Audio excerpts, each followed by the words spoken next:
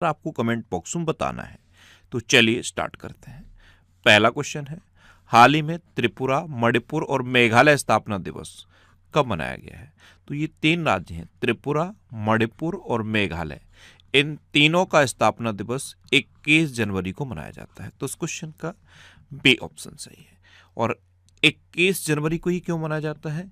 क्योंकि 21 जनवरी 1972 को इनको पूर्ण राज्य का दर्जा मिला था, इसलिए 21 जनवरी को ये त्रिपुरा, मणिपुर और मेघालय का स्थापना दिवस मनाया जाता है। अच्छा, अभी 1 जनवरी को वैश्विक परिवार दिवस मनाया गया, 2 जनवरी को विश्व अंतर्मुखी दिवस मनाया गया, 3 जनवरी को अंतर्राष्ट्रीय मन शरीर कल्याण दिवस मनाया गया, 4 जनवरी को विश्व ब्रेल दिवस मनाया गया। ये इंपॉर्टेंट है, मैं बार बार आपको बता रहा हूँ। और 4 जनवरी से ही जस्ट 1 महीने पहले 4 दिसंबर को क्या मनाया गया? भारतीय नौसेना दिवस। क्या मनाया गया? भारतीय नौसेना दिवस। अच्छा, 5 जनवरी को क्या मनाया गया? राष्ट्रीय पक्षी दिवस। और जस्ट 1 महीने पहले 5 दिसंबर को क्या मनाया गया? मृदा दिवस। 6 जनवरी को राष्ट्रीय सिद्ध दिवस मनाया गया और विश्व युद्ध अनाथ दिवस मनाया गया। 8 जनवरी को पृथ्वी घूर्णन दिवस मनाया गया। 9 जनवरी को प्रवासी भारतीय दिवस मनाया गया, ये भी इंपॉर्टेंट है। अच्छा, 10 जनवरी को विश्व हिंदी दिवस मनाया गया। और जस्ट 1 महीने पहले 10 दिसंबर को क्या मनाया गया? ह्यूमन राइट्स डे, यानी कि मानवाधिकार दिवस। तो 10 जनवरी को क्या मनाया जाता है? विश्व हिंदी दिवस। अगर मैं आपसे सिर्फ इतना पूछ लूं कि हिंदी दिवस कब मनाया जाता है या फिर भारत में हिंदी दिवस कब मनाया जाता है, तो आंसर क्या हो जाएगा? 14 सितंबर। 14 सितंबर को भारत में हिंदी दिवस मनाया जाता है। अब 14 सितंबर के जस्ट 2 दिन बाद 16 सितंबर को क्या मनाया जाता है? ओजोन दिवस। और ऐसे ही 23 सितंबर को क्या घोषित हुआ है? 23 सितंबर को आयुष दिवस घोषित हुआ है। आयुष दिवस, ये इंपॉर्टेंट है, ये अभी घोषित हुआ है। पहले आयुष दिवस कब मनाया जाता था? दिवाली पे जो धनतेरस होती है ना, धनतेरस, उस दिन मनाया जाता था आयुष दिवस। लेकिन अब आयुष दिवस के लिए फिक्स डेट है 23 सितंबर। 12 जनवरी को राष्ट्रीय युवा दिवस मनाया गया। 15 जनवरी को भारतीय सेना दिवस मनाया गया। 16 जनवरी को राष्ट्रीय स्टार्टअप दिवस मनाया गया। 18 जनवरी को विश्व धर्म दिवस मनाया गया। ये जनवरी के तीसरे रविवार को मनाया जाता है। अच्छा, 19 जनवरी को कोकबोरोक दिवस मनाया गया। ये त्रिपुरी भाषा है कोकबोरोक। और 20 जनवरी को राष्ट्रीय पेंगुइन दिवस मनाया गया। क्या मनाया गया? राष्ट्रीय पेंगुइन दिवस। अभी मैंने आपको विश्व जनसंख्या दिवस बताया था। जनसंख्या दिवस कब मनाया जाता है? 11 जुलाई को। एक और इंपॉर्टेंट डे बताया था, राष्ट्रीय दुग्ध दिवस। राष्ट्रीय दुग्ध दिवस कब मनाया जाता है? 26 नवंबर को। अगर आपसे पूछ लिया जाए कि विश्व दुग्ध दिवस कब मनाया जाता है, तो 1 जून को। अच्छा, शौचालय दिवस भी तो बताया था मैंने आपको, 19 नवंबर को शौचालय दिवस मनाया जाता है। 22 मार्च को क्या मनाया जाता है? 22 मार्च को जल दिवस। ऐसे ही 22 अप्रैल को क्या मनाया जाता है? पृथ्वी दिवस। अप्रैल में एक और इंपॉर्टेंट डे है, 7 अप्रैल। 7 अप्रैल को क्या मनाया जाता है? विश्व स्वास्थ्य दिवस। तो इस क्वेश्चन से आपको इतनी जानकारी मिलती है। अच्छा, आज की इस वीडियो का हम टारगेट रखते हैं 10,000 लाइक का। तो अगर ये वीडियो आपको अच्छा लगता है, हेल्पफुल लगता है, तब आप इसे लाइक और शेयर जरूर किया करो। और मैं आपको बोलता हूँ, डेली मॉर्निंग में उठकर सबसे पहले अपने लिए एक टारगेट फिक्स करो। चाहे छोटा सा ही टारगेट फिक्स करो, लेकिन डेली मॉर्निंग में उठकर सबसे पहले अपने लिए एक टारगेट फिक्स करो और फिर अपना पूरा दिन उस टारगेट को अचीव करने में लगा दो।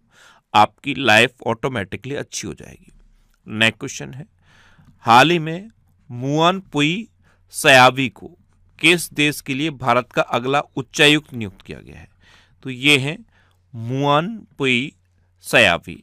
इनको न्यूजीलैंड में भारत का हाई कमिश्नर अपॉइंट किया गया। तो इस क्वेश्चन का सी ऑप्शन सही है। एक और अपॉइंट हुए हैं अमित कुमार मिश्रा। ये जॉर्जिया में भारत के एम्बेसडर बने हैं। तो दोनों याद रखो, अमित कुमार मिश्रा जॉर्जिया में भारत के एम्बेसडर बने हैं और मुआन पुई सयावी ये न्यूजीलैंड में भारत की हाई कमिश्नर बनी है।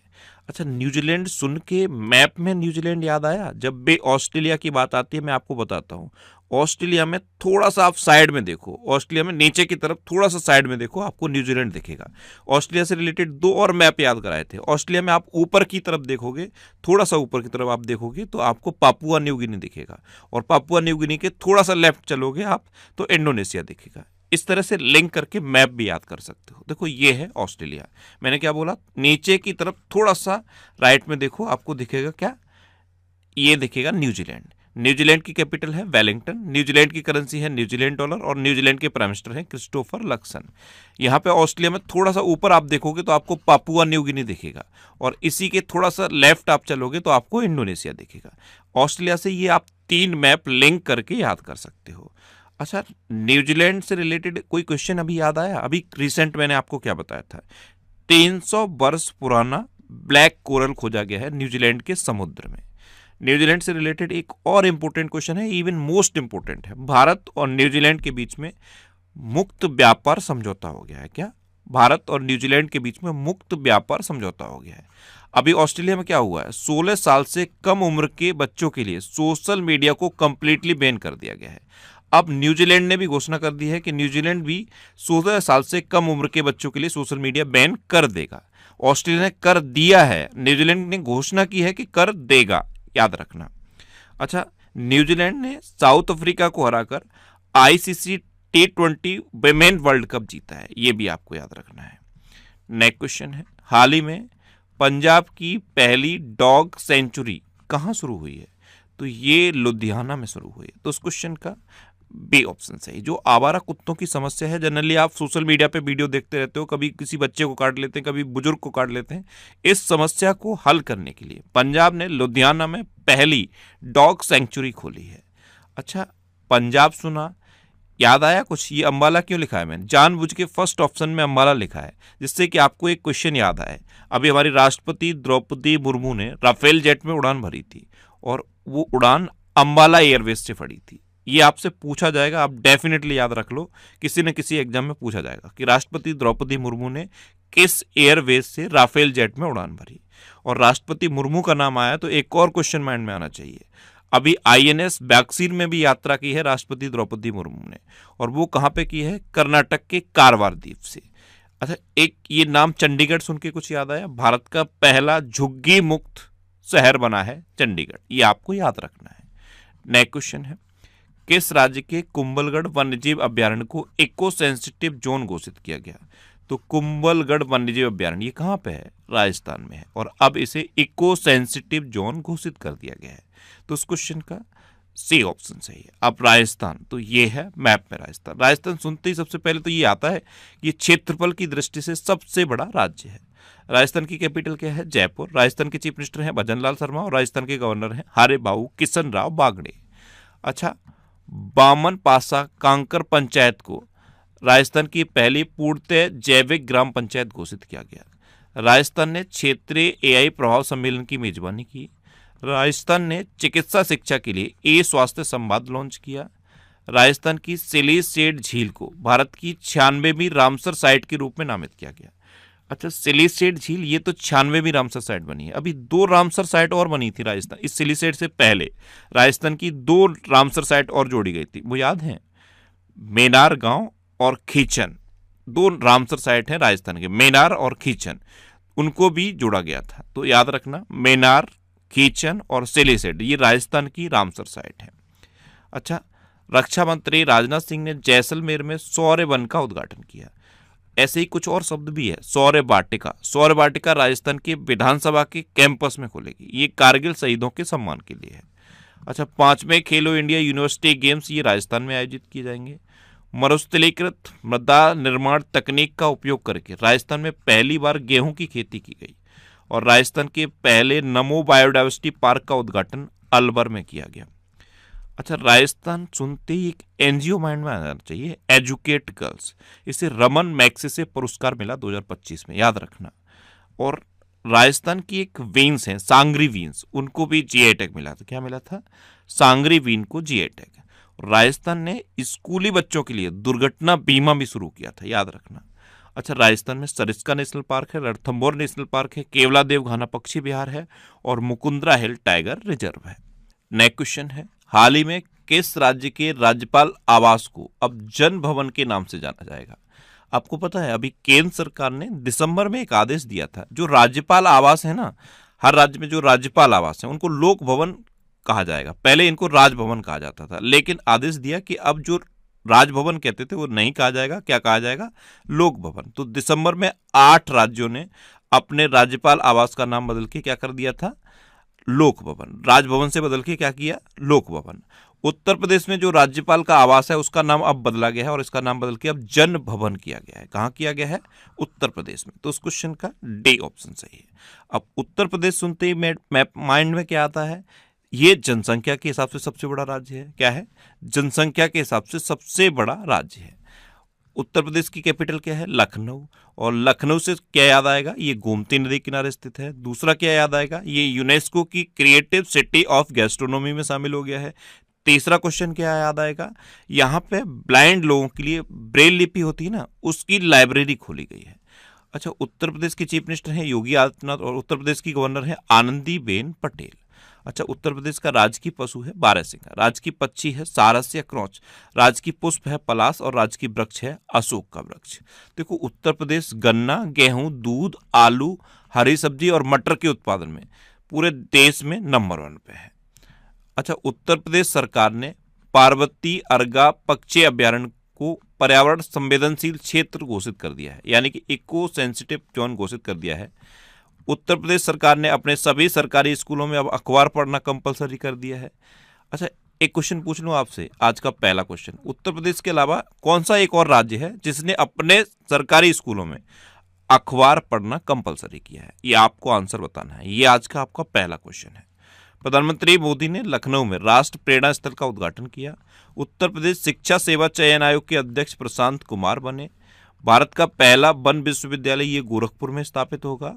और उत्तर प्रदेश में किसानों के लिए कार्बन क्रेडिट योजना शुरू की गई है। क्या? कार्बन क्रेडिट योजना शुरू की गई है। आपको पता है देश भर में सोलर रूफटॉप के इंस्टॉलेशन के मामले में कौन सा राज्य नंबर 1 पे है? गुजरात। और अगर आपसे पूछा जाए कि उत्तर प्रदेश में कौन सा शहर है जो सोलर रूफटॉप के इंस्टॉलेशन के मामले में नंबर 1 पे है, तो आंसर हो जाएगा लखनऊ। अच्छा, जल जीवन मिशन से रिलेटेड जितनी भी शिकायतें हुई हैं देश भर में, वो सबसे ज़्यादा उत्तर प्रदेश में हुई है। और उत्तर प्रदेश में जो महिलाएं नौकरी करती हैं उनके लिए एक नियम लागू कर दिया गया है। अगर उनकी नाइट ड्यूटी लगाई जाएगी तो उनसे परमिशन ली जाएगी। अगर वो सहमति व्यक्त करेंगी तो उनकी नाइट ड्यूटी लगेगी। ये उत्तर प्रदेश में हुआ है। और उत्तर प्रदेश में टेम्पर्ड ग्लास के लिए एक फैक्ट्री लगी है। कहाँ पे? नोएडा में। अच्छा, उत्तर प्रदेश में दुधवा नेशनल पार्क है, कतरनिया घाट वाइल्ड लाइफ सेंचुरी है और पीलीभीत टाइगर रिजर्व है। नेक्स्ट क्वेश्चन है, हाल ही में किसे सीआरपीएफ ने डिप्टी इंस्पेक्टर जनरल यानी कि डीआईजी नियुक्त किया है? तो सीआरपीएफ के डीआईजी कौन नियुक्त हुए हैं? ये रवि शंकर छवि नियुक्त हुए हैं। तो उस क्वेश्चन का बी ऑप्शन सही है। ये है रवि शंकर छवि। ये यूपी कैडर के 2007 बैच के आईपीएस अधिकारी हैं। अच्छा, अभी मेटा ने दीना पॉवेल मैककॉर्मिक को अपना अध्यक्ष और उपाध्यक्ष दोनों नियुक्त किया। केंद्रीय सतर्कता आयोग के सतर्कता आयुक्त के रूप में प्रवीण वशिष्ठ को नियुक्त किया गया है। टीवीएस सप्लाई चेन सॉल्यूशंस ने विकास चड्डा को ग्लोबल सीईओ नियुक्त किया। शत्रुजीत सिंह कपूर को आईटीबीपी प्रमुख नियुक्त किया गया। रमेश कुमार जुनेजा ये काउंसिल फॉर लेदर एक्सपोर्ट्स के अध्यक्ष बने। एचएसबीसी प्राइवेट बैंक ने एडा ल्यू को सीईओ नियुक्त किया। जस्टिस ए मोहम्मद मुश्ताक को सिक्किम हाईकोर्ट का मुख्य न्यायाधीश नियुक्त किया गया। अच्छा, कुछ और अभी हाईकोर्ट के मुख्य न्यायाधीश बताए थे, याद हैं? ये आज का आपका दूसरा क्वेश्चन है। मैंने जितने भी अभी मुख्य न्यायाधीश बताए, जैसे केरल के नए मुख्य न्यायाधीश बने हैं, ऐसे ही कई और राज्य बताए थे। वो अगर आपको याद हैं तो कमेंट बॉक्स में लिखो, और कितने याद हैं। एक पटना के बने थे, एक केरल के बने थे, ये 2 मैं आपको बता रहा हूँ। और भी आपको मैंने बताए थे, वो सब आप लिखो, जितने याद हैं। एक याद है एक लिखो, 2 याद है 2 लिखो, 3 याद है 3 लिखो। मैंने आपको सारे बताए थे। ये आज का आपका दूसरा क्वेश्चन है। अच्छा, बेंगलुरु स्थित केंद्रीय रेशम बोर्ड के निदेशक वित्त के पद पर PS गिरीशा को नियुक्त किया गया। आपको अजय सिंघल का नाम याद है? हरियाणा के नए डीजीपी बने हैं। तरुण गर्ग का नाम याद है? हुंडई मोटर इंडिया के नए MD एंड CEO बने हैं। RK अग्रवाल का नाम याद है? FCI के नए प्रमुख बने हैं। राकेश अग्रवाल का नाम याद है? NIA के प्रमुख का नया एडिशनल चार्ज दिया गया है राकेश अग्रवाल को। अच्छा, ऐसे ही PV सिंधु से रिलेटेड एक क्वेश्चन बताया था मैंने आपको। PV सिंधु से badminton world federation athlete commission की नई चेयरपर्सन बनी है PV सिंधु। कौन बनी है? PV सिंधु। और अटल स्मृति न्यास के नए अध्यक्ष कौन बने? M वेंकैया नायडू। शाश्वत शर्मा का नाम याद तो होगा, एयरटेल इंडिया के नए MD एंड CEO बने हैं। इतना आपको अभी रिसेंट अपॉइंटमेंट याद रखने हैं। नेक्स्ट क्वेश्चन है, हाल ही में गैर हिंदी भाषा के लेखकों के लिए किस राज्य सरकार ने एक नए पुरस्कार की घोषणा की है? तो जो गैर हिंदी भाषा के लेखक हैं इनके लिए तमिलनाडु सरकार ने एक नए पुरस्कार की घोषणा की है। इसमें 5 लाख रुपए नगद मिलेंगे। तो उस क्वेश्चन का सी ऑप्शन सही है। अब तमिलनाडु सुनते ही सच बताना माइंड में क्या याद आता है? लौंग। लौंग का सबसे बड़ा उत्पादक है। दूसरा क्या याद आता है? सबसे दक्षिणी राज्य है।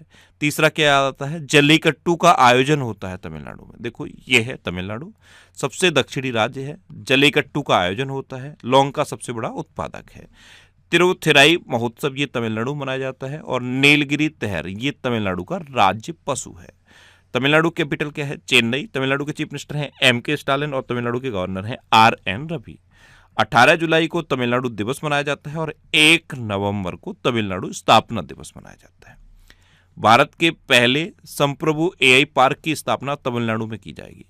तमिलनाडु के इरोड में रामानुजन डिजिटल संग्रहालय का आधिकारिक उद्घाटन किया गया। तमिलनाडु सरकार ने कावेरी बेसिन में ऊदबिलाव संरक्षण पहल का अनावरण किया। ADB ने तमिलनाडु में चेन्नई मेट्रो विस्तार के लिए 240 मिलियन अमेरिकी डॉलर के लोन को मंजूरी दी।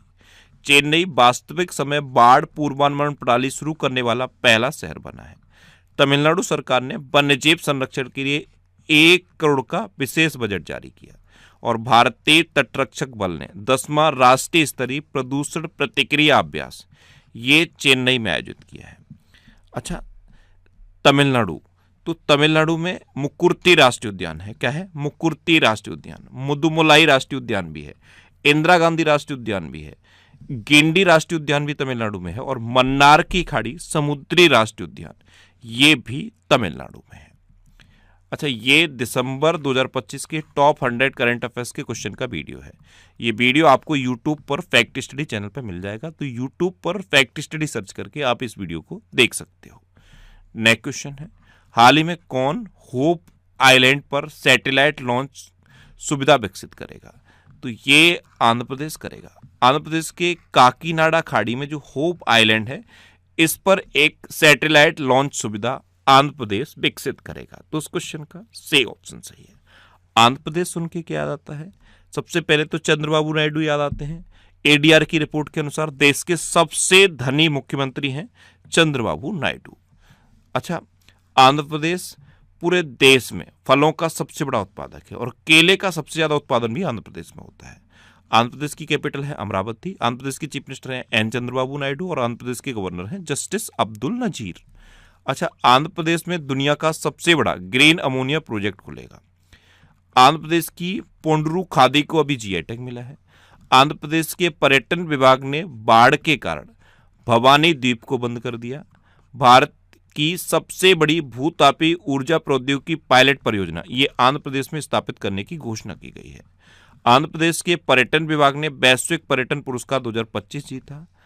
आंध्र रणजी टीम के कोच गैरी स्टीड बने हैं, और आंध्र प्रदेश के तिरुमाला हिल्स और लाल रेत के टीले ये यूनेस्को की संभावित सूची में शामिल हुए थे। आपको पता है आंध्र प्रदेश में देश का सबसे बड़ा केंद्रीय पुस्तकालय स्थापित किया जाएगा, और आंध्र प्रदेश ने गरीबी को खत्म करने के लिए शून्य गरीबी P4 पहल शुरू की थी। नेक्स्ट क्वेश्चन है, हाल ही में 79वीं राष्ट्रीय फुटबॉल चैंपियनशिप संतोष ट्रॉफी कहां शुरू हुई है? तो ये शुरू हुई है असम में। तो उस क्वेश्चन का बी ऑप्शन सही है। ये 7वीं बार है जिसका आयोजन असम में हो रहा है।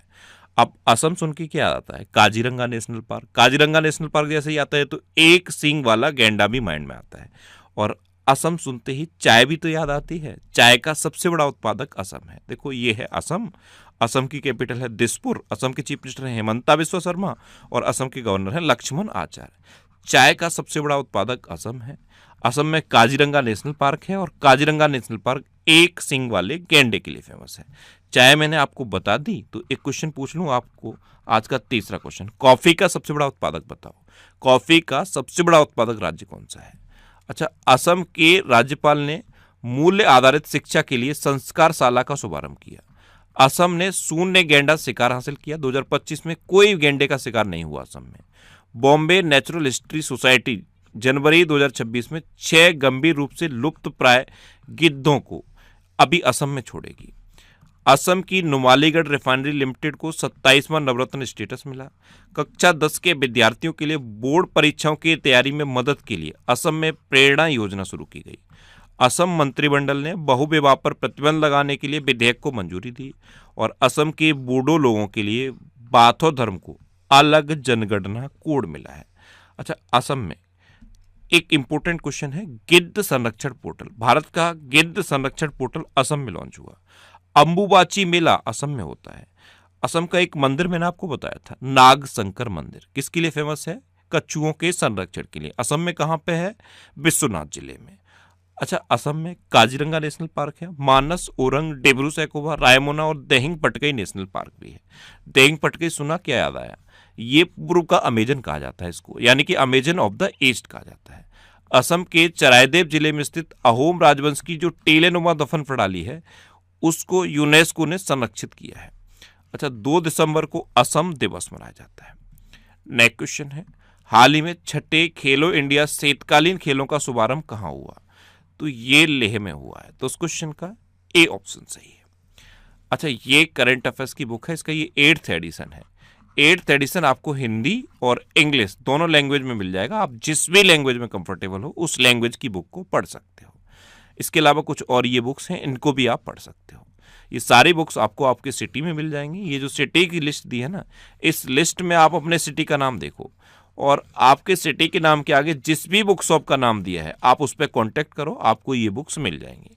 वैसे ये बुक्स आपको अमेजन और फ्लिपकार्ट पे भी मिल जाएंगी, तो आप इनको ऑनलाइन भी ले सकते हो। सिंपली आप अमेजन या फ्लिपकार्ट पे इंद्रेश आरसी सर्च करो, सारी बुक्स आपको दिख जाएंगी। जो भी बुक्स आपको लेनी है वो आप ले सकते हो। नेक्स्ट क्वेश्चन है, हाल ही में चर्चा में रहा ऑपरेशन आर्कटिक एंड्योरेंस किस देश के नेतृत्व में ग्रीनलैंड में होने वाला एक सैन्य अभ्यास है? इसका नाम याद रखना, ऑपरेशन आर्कटिक एंड्योरेंस। ये डेनमार्क के नेतृत्व में होता है। कहां पे होता है? ग्रीनलैंड में। तो इस क्वेश्चन का सी ऑप्शन सही। अब डेनमार्क, तो ये है मैप में डेनमार्क। डेनमार्क की कैपिटल क्या है? कोपेनहेगन। डेनमार्क की करेंसी है डेनिश क्रोना और डेनमार्क के प्राइम मिनिस्टर है मैटे फ्रेडरिक्सन।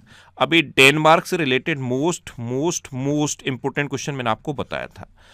पारंपरिक डाक सेवा को बंद करने वाला पहला देश बन गया है डेनमार्क, ये आपको याद रखना है। अच्छा, महिला शांति सुरक्षा इंडेक्स 2025-26 जारी किया गया था, उसमें डेनमार्क टॉप पे रहा था। नेक्स्ट क्वेश्चन है, हाल ही में रेमंड लाइफस्टाइल ने किसे सीईओ नियुक्त किया है?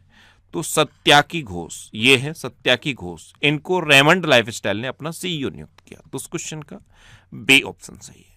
अब लास्ट वीडियो के क्वेश्चन का आंसर। लास्ट वीडियो मैंने आपसे क्वेश्चन पूछा था कि किस राज्य ने आमे पड़ेबा आमा भसारे योजना शुरू की है? तो ये उड़ीसा ने की, यानी कि इस क्वेश्चन का बी ऑप्शन सही था और लगभग सभी स्टूडेंट ने इसका आंसर सही दिया। अभी भी बहुत सारे स्टूडेंट हैं जो